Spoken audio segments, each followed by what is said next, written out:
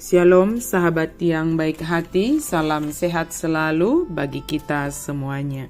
Marilah kita bersatu di dalam doa. Kasih karunia dan damai sejahtera dari Allah Bapa dan dari anaknya Tuhan Yesus Kristus kiranya menyertai kamu sekalian. Amin. Firman Tuhan bagi kita pada hari ini tertulis dalam Matius 6 ayat 6. Tetapi jika engkau berdoa, masuklah ke dalam kamarmu, tutuplah pintu dan berdoalah kepada Bapamu yang ada di tempat tersembunyi. Maka Bapamu yang melihat yang tersembunyi akan membalasnya kepadamu. Alai ia martangiako tubiluk maholao, sordak mapitui, dungi martangiang maho tu amangmu na dinabuni. Gabe baloson ni amangmu na marnida dinabuni mai tuho. Masuklah ke dalam kamarmu, berdoalah. Hal berdoa adalah yang diajarkan oleh Yesus kepada kita. Dan kita adalah orang yang rajin berdoa. Berdoa merupakan sesuatu yang harus kita lakukan. Berdoa karena percaya kepada Yesus Kristus. Dia Maha Tahu, tetapi kepada kita disuruh dan diajarkan bagaimana berdoa.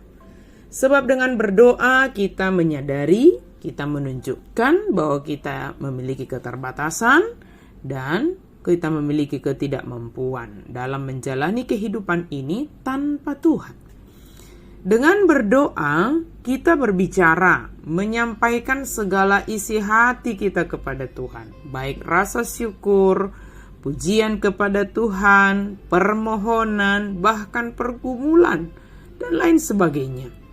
Berdoa bukan sesuatu hal yang untuk disombongkan.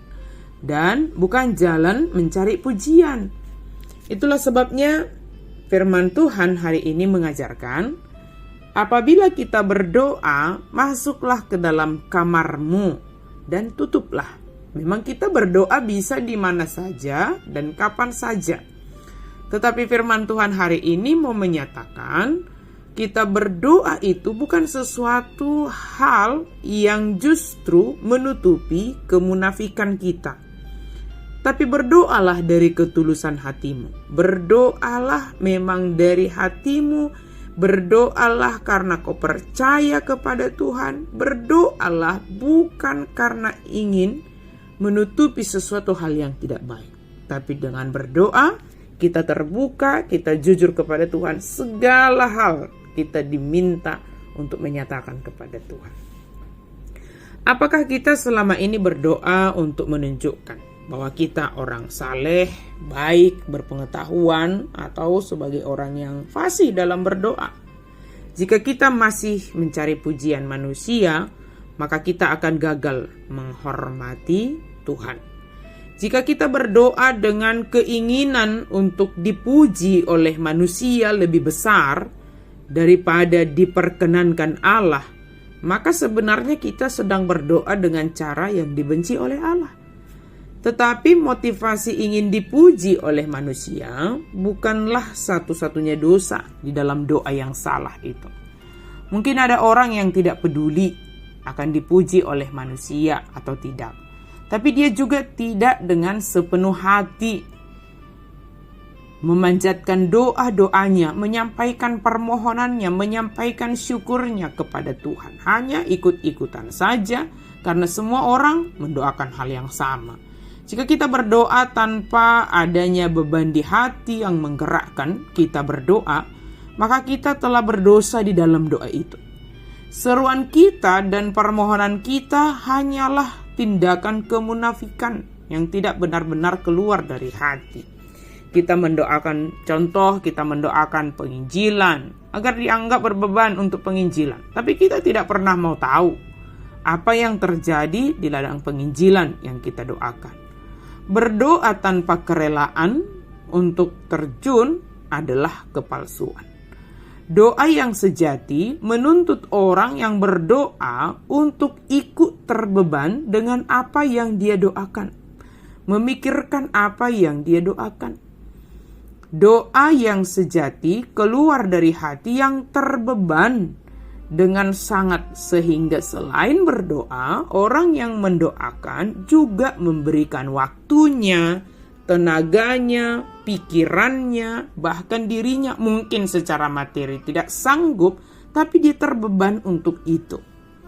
Mari belajar berdoa dengan meminta supaya hati kita tergerak untuk melakukan sesuatu bagi Tuhan melalui orang-orang yang ada di sekitar kita.